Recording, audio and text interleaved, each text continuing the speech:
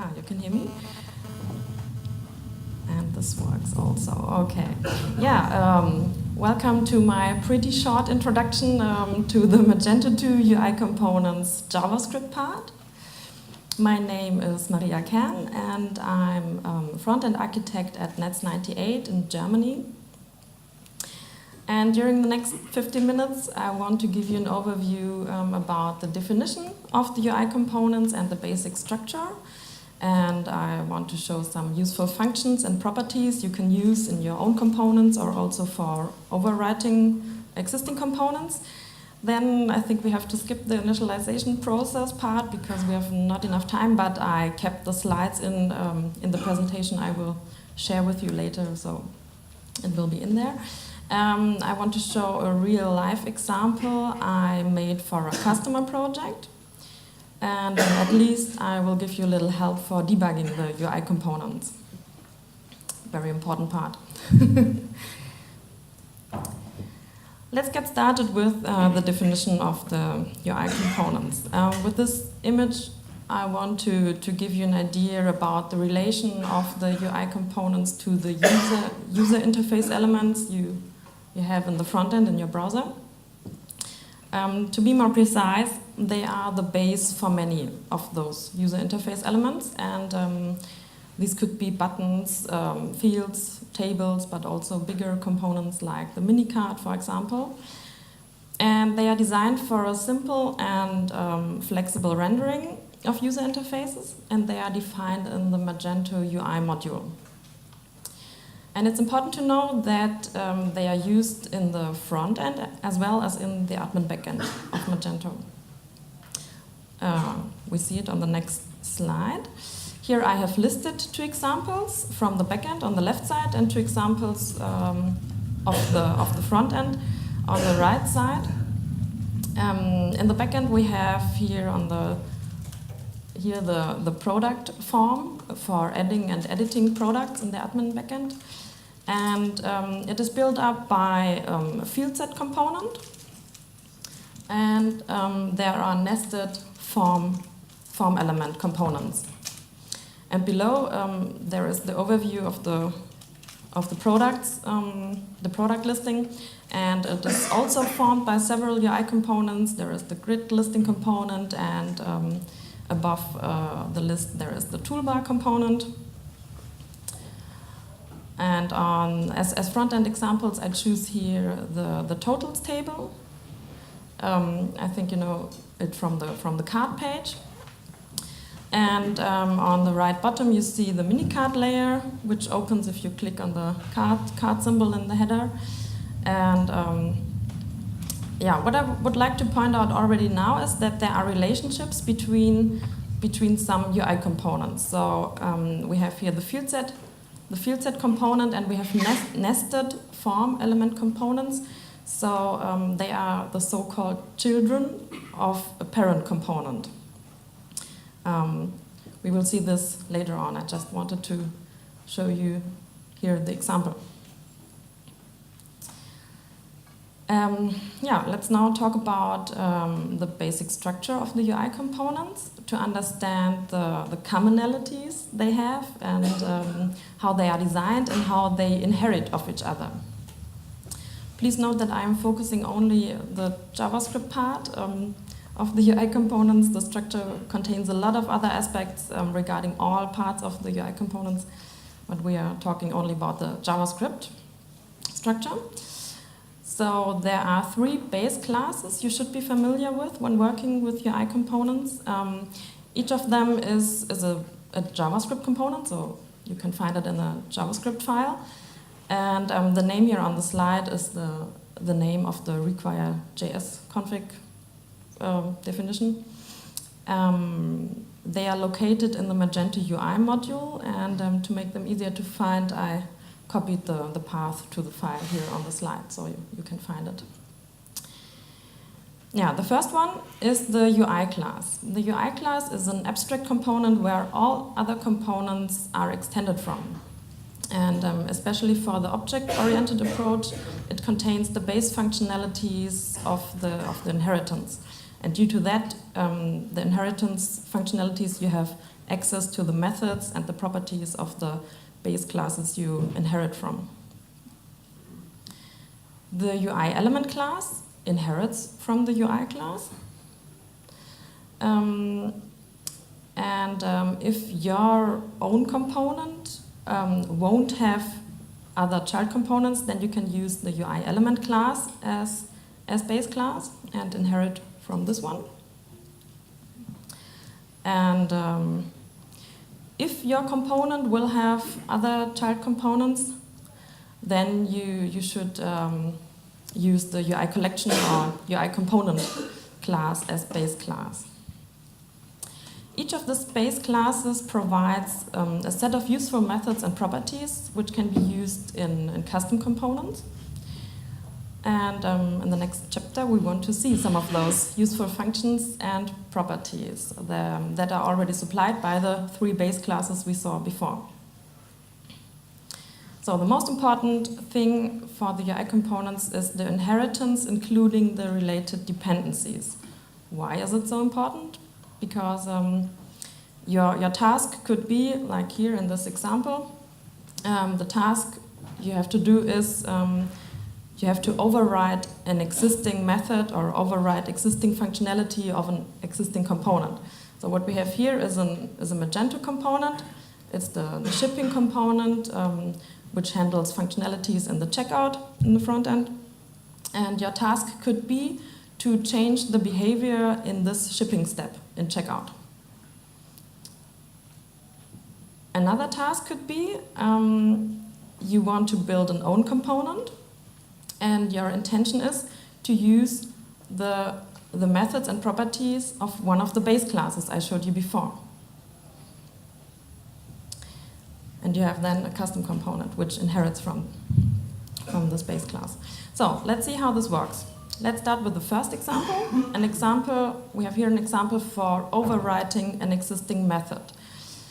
What we see here is a component declaration in a JavaScript file, in a new one. And the dependencies you have to declare on the top of the component declaration. Because we want to change the behavior of the shipping component, we add here the shipping component as a dependency. Our component now will replace the original component, and we will have all the functionalities of the original shipping component, except the method we want to change. Handled by require.js, the component is passed as function argument here, and so we have access to this component. So this one is this here, and we can use it here.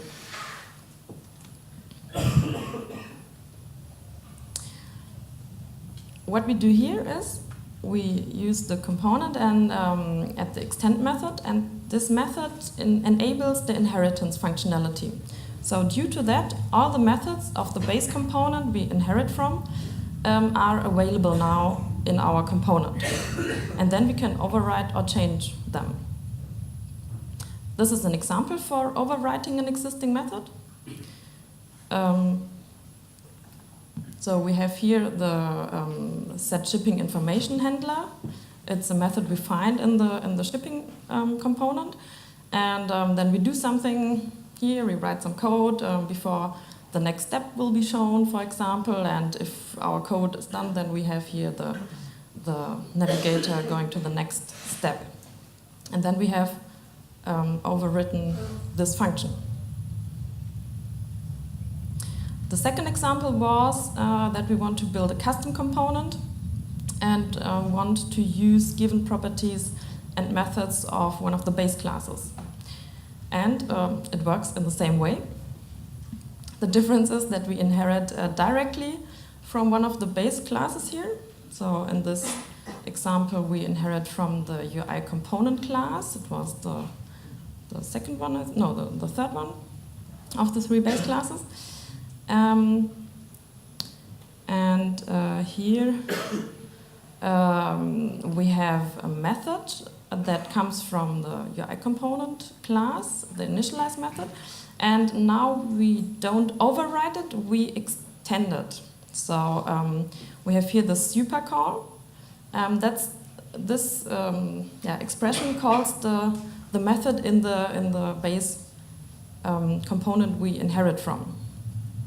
So then we have the original method, and we can add then custom functionalities after this expression. So we have then the local property defined here.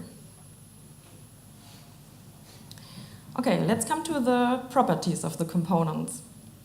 Every component has a defaults object where a lot of properties are declared, and we have some given properties. They are declared in the base classes. Some examples here, and you can also add custom properties here in this object. So we added here a property for is visible, a headline, could be a page size, whatever you want, whatever you need in your component. And for every instance of a component, you can set the values for these properties in the configuration. So if you create an instance somewhere in your shop, you have to add a configuration, and there you can give the values to the properties dynamically or static. And this individual configuration will be merged together with the defaults object in the component you're using, and it will be merged together with the defaults object of the base class you inherit from. And after the initialization, all the properties will be available as first-level properties, so that you can have access, like this dot is visible, and you don't have to write this dot defaults dot is visible or something like that. Here are shown some more properties and methods that are already set by the base classes. We have the index property. It gives you the name of the component, and there is the name property. This is the full name of the component, including the parents' names. And component is the path to the JavaScript file. Template and getTemplate gives you the path to the template file. And hasTemplate returns a Boolean. Let's change to another subject, the knockout bindings. Magento uses knockout.js as JavaScript library, especially for binding data to HTML elements. What does this mean? In this example, we see that we have here an HTML element, which is empty, and we have a data bind attribute, and added here our headline property. So the value of the property headline will be the content of this HTML element. And if the property changes, then the content changes automatically too. And these properties are the so-called observables. And you can use them by this attribute data bind. Yeah, but how can we assign this observe functionality to our properties? Therefore, we have the init observable method, for example. In this method, you can declare your observable properties. So we have here our example properties, and we can add them in this method. We call the super method, and then we add here our properties.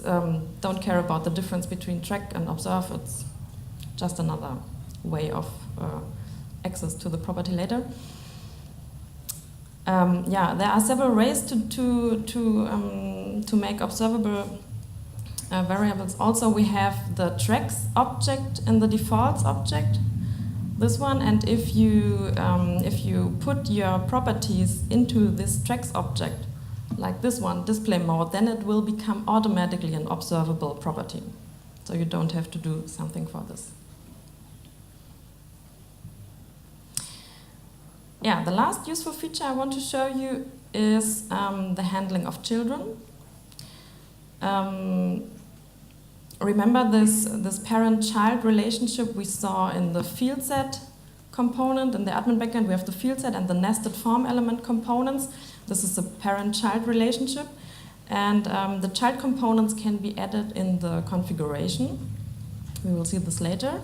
And the UI collection class provides a lot of methods for handling of child components. For example, the init element method. This method is called for every child component during the initialization process, and the child is given as a parameter to the function. So you have access to this child and can give them the child some bindings, or you can set properties during the initialization process. Later on, the child components are available through the elements method, and the parent components are available through the containers array. And to work with the child components, there are methods like the getChild, hasChild, or insertChild methods, so that you can communicate with the child components or add new ones. Yeah, now I want to show you a real-life example I implemented in a customer project. I will explain briefly how it works and how it is designed. So we have the homepage of our shop, and here on this homepage we have a map of the world. And every continent is selectable by the user. And if a continent is chosen, then a layer opens and an AJAX request is called. The result of the AJAX request is a list of products that belongs to the selected continent. So we have chosen Europe, and then we see, now we see a list of products, of books, for example, from Italy or France. This is built up by two UI components. So the first one is the world map, and the second one is the product list in the layer. And it's very important that the product list is configured as a child component of the map component. I did this because I need the product list component also in other components in my shop. Not only in the map component, I need it also in another component. And so I created it as an own component and added it as a child, so that it's a reusable component. If you build such components, you have to build a structure in your module. So what we have here, we have in our templates folder and PHTML template. Here we could add the initialization for the component, and then we have the web folder, and there we add the JavaScript file paths, the UI components, and here we have the templates for the components. And yeah, on the right side you see an example of one of these HTML templates, and here in this HTML templates there are the knockout bindings here. Mostly. Yeah, this is the initialization or the configuration.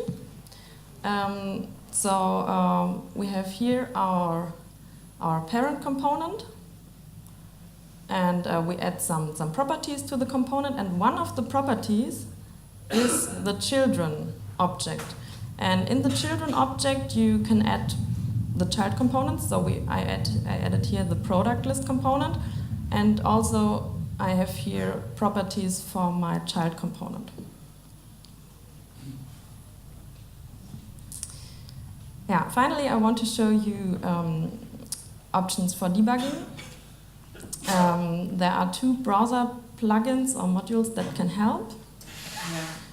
There is the Chrome extension Knockout.js context debugger. You sometimes have the issue that you see on your front end some elements and you don't know what UI components or where is it built, where is the code for this.